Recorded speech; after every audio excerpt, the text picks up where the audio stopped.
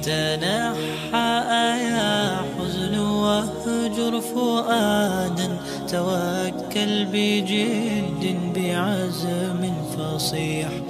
Bismillahirrahmanirrahim. Assalamualaikum. Alhamdulillah hari ini 25 hari bulan 2 2025. Alhamdulillah kita buat infak Ramadan PC bersama-sama dengan juga tim Alhamdulillah di Saloma Kuala Lumpur. Jutaan terima kasih nak ucapkan kepada Glojas kerana sponsor PC untuk infak Ramadan tahun ini. Thank you so much. Semoga Allah membalaskan sibuk kebaikan insya-Allah. Thank you so much. Alhamdulillah.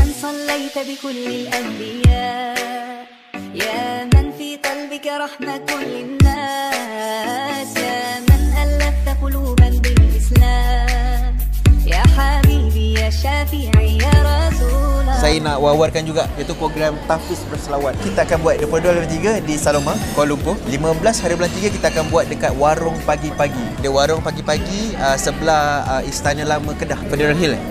Federal Hill. InsyaAllah kita akan buat dekat sana. InsyaAllah lebih 2,000 orang. Saya menyeru kita perlukan targeting macam duit apa kita perlukan untuk direct untuk dia orang. Yang sekarang ni kita perlukan isi rumah, beras utamanya. Dia kata bila kami nak dapat isi rumah, barang kita perlukan barang, perlukan duit. Kita akan bagi tahu sebulan ada 30 hari kan, kita target lebih kurang 20 ke 24 hari insya-Allah. So 24 hari tu kurang lebih ni insya-Allah kita akan gerakkan sasaran kita kat mana location, kita akan bagi tahu kat tim. Siapa-siapa contoh media nak tahu, kita ada jadual lah. Kita panggil ustaz-ustaz, insya-Allah ustaz yang viral dan ustaz-ustaz daripada Tahfiz, dan insya-Allah bersama dengan kita doakan Menteri Besar Selangor luar biasa rezekinya, sihat sejahtera keluarganya dan tim-timnya, boleh kita buat infak ramai-ramai insya-Allah.